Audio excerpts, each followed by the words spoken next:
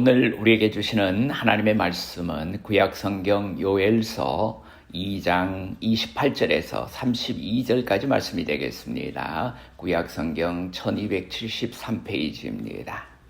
제가 읽겠습니다. 그 후에 내가 새 영을 만민에게 부어주리니 너희 자녀들이 장래일을 말할 것이며 너희 늙은이는 꿈을 꾸며 너희 젊은이는 이상을 볼 것이며 그때에 내가 또 내 영을 남종과 여종에게 부어줄 것이며 내가 이적을 하늘과 땅에 베풀리니 곧 피와 불과 연기 기둥이라. 여호와의 크고 두려운 날이 이르기 전에 해가 어두워지고 달이 핏빛같이 변하려니와 누구든지 여호와의 이름을 부르는 자는 구원을 얻으리니 이는 나 여호와의 말대로 시온산과 예루살렘에서 피할 자가 있을 것이며 남은 자 중에 나 여호와의 부름을 받을 자가 있을 것임이니라. 아멘. 이 말씀에 귀한 은혜가 있으시기를 바랍니다. 오늘 이 말씀을 가지고 성령님께서 하시는 일이라는 제목으로 하나님의 말씀을 묵상하고자 합니다. 성령님께서 하시는 일. 사람이 사는 곳마다 문제는 반드시 있습니다. 미국의 저명한 설교가인 노만 빈센트 필 박사가 한 번은 길거리를 지나가다가 옛 친구를 만나게 되었습니다. 근데 그 옛 친구의 모습은 아주 초췌하고 얼굴에는 주름살이 많이 치고 수심이 가득하였습니다. 그래서 필 박사가 물었습니다. 자네 왜 그렇게 얼굴이 수심으로 가득 차 있는가? 그러자 그가 대답을 했습니다. 여보게 필, 요사이 내게 염려와 근심이 너무 많아서 인생을 사는 것 같지 않다네. 정말 사는 것이 괴로워. 무슨 문제가 그렇게 많아? 글쎄 웬일인지 내게 문제들이 꼬리를 물고 다가온다네. 문제가 없는 곳에서 살아봤으면 얼마나 좋겠나. 문제가 없다면 얼마나 심신이 편안할까. 이 말에 노만 빈센트 필 박사는 싱긋이 웃으면서 말을 했습니다. 여보게, 내가 소문을 들으니 문제가 하나도 없는 곳이 한 곳 있다고 등은. 그 동네에 가면은 사람들이 문제가 하나도 없어서 편안함을 마음껏 누리고 있다네. 그곳으로 가고 싶지 않는가? 그런 곳이 있다면 날 좀 소개시켜주게. 그러자 저 강을 건너가면 공동묘지가 나타나는데 그 동산에 들어간 사람들은 문제가 하나도 없다네. 들어가자마자 도무지 아무 소식도 없고 우는 사람, 탄식하는 사람도 없다네. 애끼 사람을 놀려도 분수가 있지 무슨 그런 소리를 하나. 그러자 필 박사는 정색을 하고 말을 했습니다. 자네에게 문제가 있다는 것은 아직 자네가 공동묘지에 들어가지 않았다는 증거일세. 이와 같이 살아있다는 것은 바로 문제를 가지고 있다는 것을 의미하며 문제가 있다는 것은 아직 우리들이 이 땅에 살아있다는 증거가 되는 것입니다. 우리가 보통 점쟁이들을 가리켜서 신 받은 사람 혹은 신 내린 사람이라고 이렇게 말들 합니다. 여기서 말한 신은 귀신입니다. 귀신을 받은 사람을 가리켜서 귀신 같은 사람이라고도 말합니다. 남이 잘 모르는 것을 알아맞힐 때 이런 표현들을 종종 사용하기도 합니다. 우리 인간으로서는 상상하기가 어려운 일을 한다는 것입니다. 남의 사정을 잘 알아맞히고 또 사람의 장래일을 잘 알아맞히는 사람을 가리켜서 귀신 같은 사람이라고 이렇게 말들 합니다. 교회 안에서도 하나님의 신인 성령을 받으면 보통 사람들과 다른 사람일 것이라고 생각들을 합니다. 그래서 여호와의 신을 받으면 사람들이 깜짝 놀랄 만한 기적을 베풀고 장래 일을 알려주는 신통한 사람이라고 말합니다. 또한 능력의 사람, 능력의 종이라고 합니다. 이런 잘못된 생각들이 우리들에게 만연되고 있습니다. 우리들은 성령님에 관해서 잘 알아야 합니다. 그리고 바르게 믿어야 합니다. 성령님을 그냥 그저 던져서 받는 물건 취급을 하는 자들은 회개해야 합니다. 과거에 부흥회 같은 데 가면은 목사님들이 부흥회에서 성령 받아라 그러고 성령을 자기 손에서 내주는 것 같은 그런 표현들을 하는 경우를 보았습니다. 오늘 우리들은 회개하는 마음으로 성령님께서 무슨 일을 하시기 위해서 강림하셨는지, 이 땅에 오셨는지를 우리가 알아보겠습니다. 첫째로 성령님의 오해로부터 뛰어넘어야 합니다. 여호와의 신 혹은 성령은 영이시기 때문에 그 영이 우리 속에 들어온다면 분명히 보통 때하고는 다른 현상이 나타나야 한다는 것이 성도들의 일반적인 생각입니다. 즉 성령이 우리 안에서 하시는 일을 동적인 일로만 생각합니다. 뭔가 움직이는 것으로만 생각을 합니다. 그렇기 때문에 성령이 계신다면 마음이 뜨거워진다거나 방언을 하게 된다거나 춤을 춘다거나 병을 고치는 능력이 주어진다고만 생각을 합니다. 그래서 보통 성도들에게 성령을 받았습니까? 라고 물어보면 머뭇거리게 됩니다. 그런 특이한 현상이 자기에게 나타나지 않았기 때문입니다. 왜냐하면 일반적으로 생각되는 그런 성령 받음의 경험들이 자신에게 나타나 보이지를 않기 때문입니다. 예를 들어서 자신이 신비한 체험을 한 적도 없고 그렇다고 왠지 모를 일을 마음이 뜨거워지는 경험이나 무슨 이적을 일으킬 만한 능력이 아무래도 자기 자신에게는 없었던 터라 자신이 생각할 때는 성령을 받지 못한 것처럼 느껴진다고 하는 것입니다.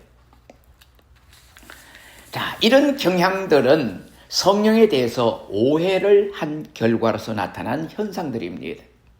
우리들뿐만 아니라 초대교회, 고린도 교회 역시 성령을 어떻게 이해했느냐 하면은 성령 받음을 은사에서 찾았습니다.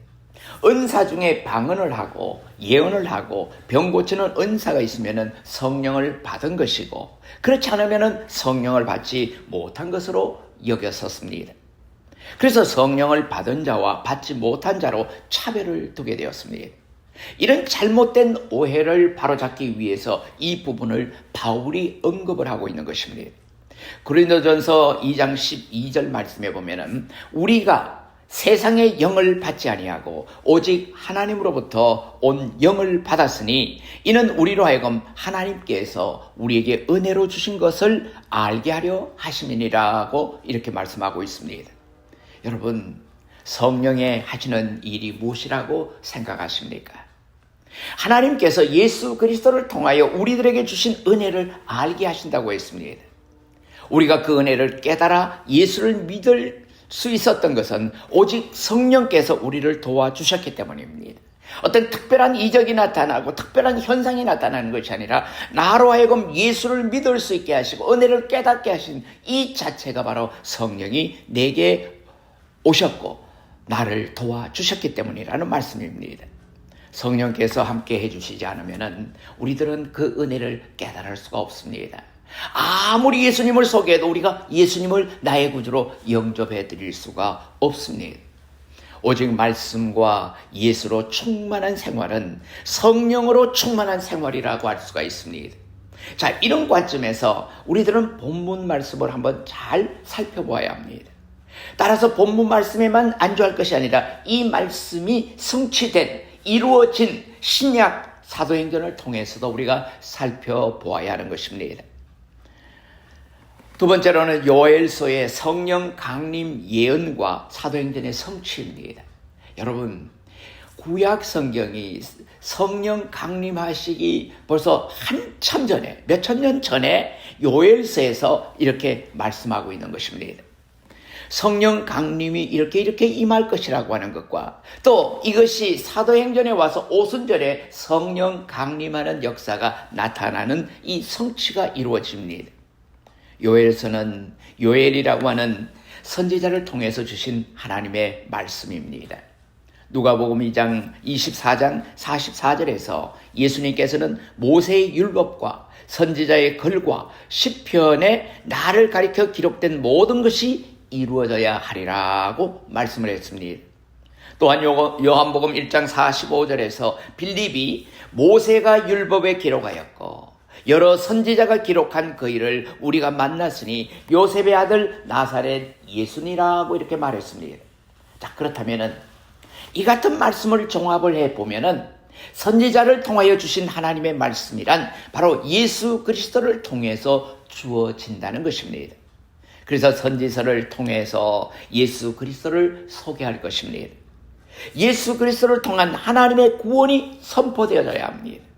그런데 문제는 예수 그리스도를 통한 하나님의 구원의 복음은 사람의 일이 아닙니다. 그것은 오로지 하나님의 일입니다. 그래서 하나님께서 성령을 보내셔서 이 구원의 복음을 선포하시겠다고 말씀하셨습니다. 오늘 우리는 이 본문을 통해서, 이 본문에 기록된 말씀을 통해서 성령 강림을 예언한 요엘 선지자를 통한 하나님의 말씀을 들어보려고 합니다. 요엘 선지자는 말세에 너희 자녀들이 장래 일을 말할 것이며 너희 늙은이는 꿈을 꾸며 너희 젊은이는 이상을 볼 것이라고 예언을 했습니다. 이는 지금 현재 우리 눈에 보이는 이 세상에 대한 법칙이 아닙니다. 장차 이 세상을 불로 태워버리고 새로운 새 하늘과 새 땅이 주어질 것입니다. 하나님 나라를 이야기할 때 많은 사람들은 그것을 상상하지 못한 예언이요, 또한 꿈이요, 환상이라고 했습니다. 아무리 못 배우고 또 아무것도 모르는 그런 자녀들이라고 해도 그들이 예언자가 되어서 오면 내용의 말을 전합니다. 성령을 받고 난 다음에 예수 그리스도의 복음을 이야기하고 그 예수님이 통치하시고 지배하시는 나라에 대한 이야기를 합니다. 예언이란 장차 일어날 일을 현재의 일로 표현을 하는 것이 예언입니다. 장차 일어날 일을 미리 이야기하니까 그것이 예언이 되는 것입니다. 다음은 젊은이들은 환상을 본다고 했습니다. 이 말은 젊은이들이 미래의 비전을 갖게 된다는 말입니다.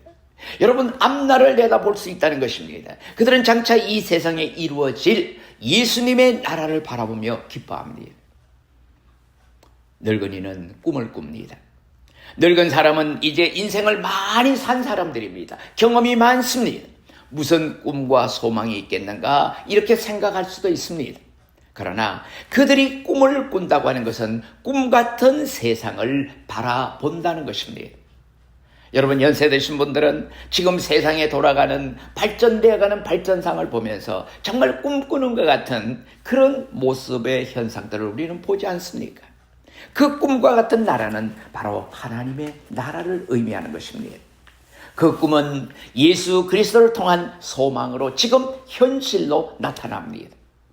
이런 예언과 환상과 꿈을 믿고 누구든지 주의 이름을 부르는 자는 구원을 얻게 될 것입니다. 이제 예수 그리스도를 믿지 않고는 더 이상 아무런 소망이 없습니다. 이 땅에 우리가 기대할 만한 것이 없습니다.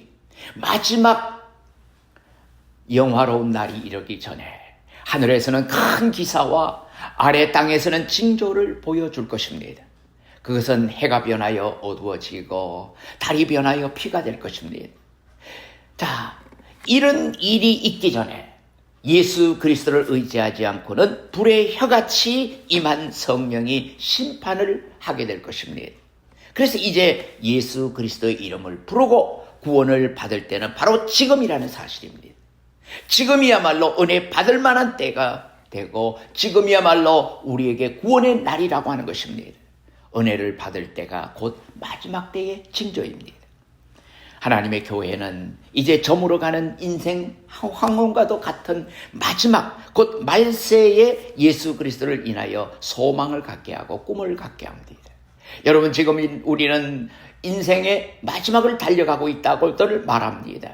이 지구의 마지막이 종말이 가까운다고들 표현들을 합니다. 자, 그럴 때 우리는 소망을 갖고 꿈을 갖게 하는 것이 바로 이 교회에 주어진 사명, 하나님의 교회에게 맡겨주신 사명이라는 말씀입니다. 자, 이를 위해서 예수님께서 부활하시고 승천하신 이후에 성령님을 약속대로 49일, 50일째 되는 날 이 땅에 성령을 보내주셨습니다. 성령께서 오순절에 오셨다는 것은 이미 심판이 그 하나님의 교회로부터 시작되었다고 하는 것을 우리에게 암시해주는 말씀입니다. 그 교회는 예수 그리스도를 증거하는 곳입니다. 예수 그리스도가 아니면 전혀 소망이 없습니다. 어두운 세상에서 유일한 길은 바로 이 길밖에 없습니다.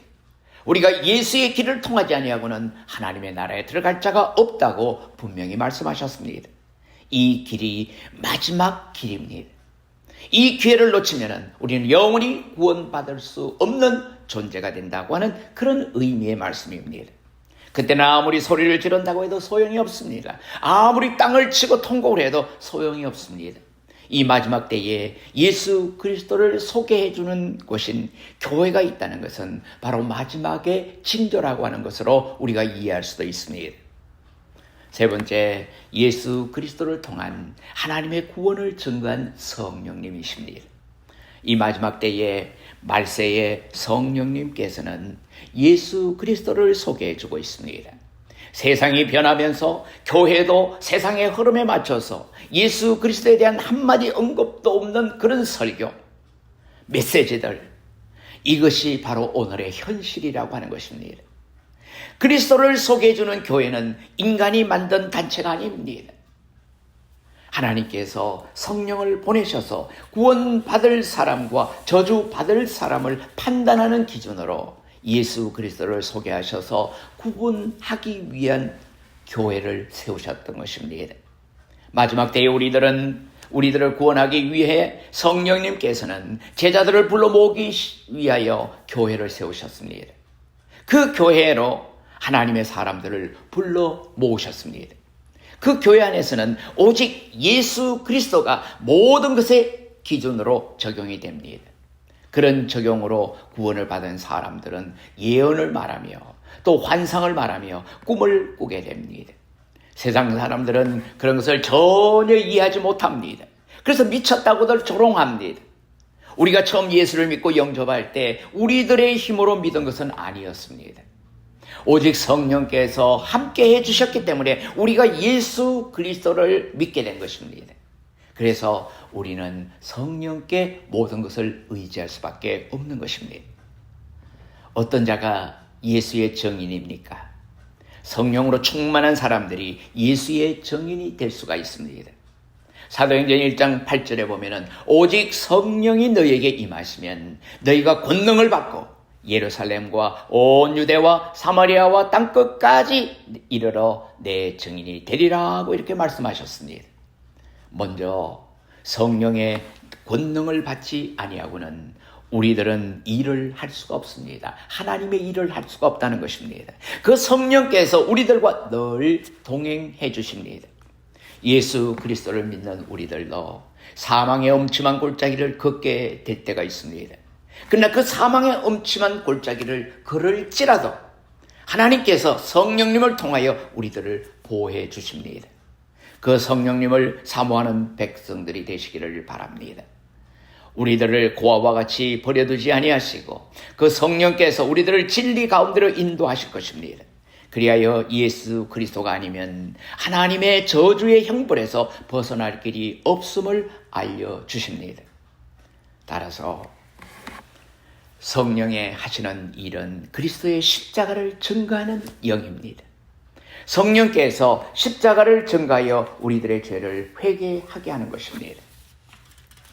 바로 그 성령께서 예수 그리스도를 통하여 여호와의 이름을 부르게 하여 구원을 얻게 하셨습니다. 자, 그 구원을 얻은 자야말로 이 종말의 마지막 날에 남은 자인 것입니다. 여러분, 이런 남은 자로 구원받은 우리 모든 성도들이 다 되시기를 주님의 이름으로 축원합니다. 기도하시겠습니다. 사랑의 아버지 하나님, 오늘도 우리에게 하나님의 백성 되게 하시고 하나님의 영을 우리에게 부어주시고 또 그 하나님의 영이 우리의 삶을 주장하게 하시고 우리를 인도하게 하시고 우리를 보호하게 하심을 감사합니다. 성령님이 임하심으로 말미암아 우리가 모든 것을 깨닫게 하시고 세상의 모든 것을 분별하게 하시고 세상의 바른 길을 찾아 나갈 수 있는 우리에게 은혜를 베풀어 주심을 감사합니다. 하나님의 영이 우리들의 삶을 주장하게 하시고 하나님의 영이 우리로 하여금 선한 길에서 아름다운 길에서 하나님의 영광을 높이 드러내며 우리에게 맡겨주신 아름다운 사역을 감당하며 하나님의 뜻을 이루는 복된 삶이 되게 역사하여 주시옵소서. 아버지 하나님, 이 시간에도 우리 사랑하는 하나님의 백성들이 하나님의 뜻 안에서 아름다운 것을 경험하고 하나님께 영광을 돌리고 하나님께 기쁨을 돌려드리는 아름다운 믿음의 삶을 살아가기를 원합니다. 주님의 영광, 주님의 나라, 주님의 뜻을 항상 우리가 먼저 생각하며 하나님의 영이 우리의 삶을 인도한다고 하는 아름다운 고백이 우리들의 삶 속에 늘 일어나게 축복해 주시옵소서. 아버지 하나님, 우리가 매일매일 살아가면서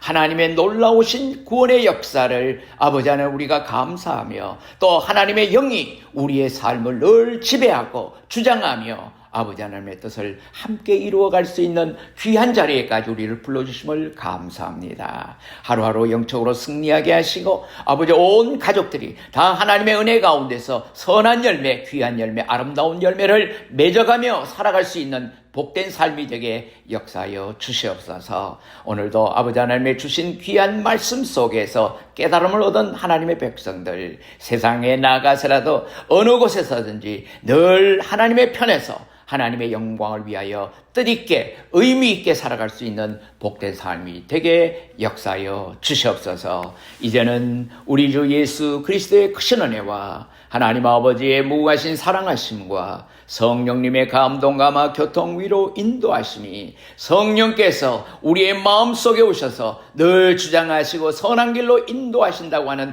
아름다운 사실을 고백하며 모든 삶을 성령의 인도하심에 맡기기로 작정하는 우리 사랑하는 성도들 머리 위에 이제부터 영원히 함께 계시옵기를 간절히 축원하옵나이다.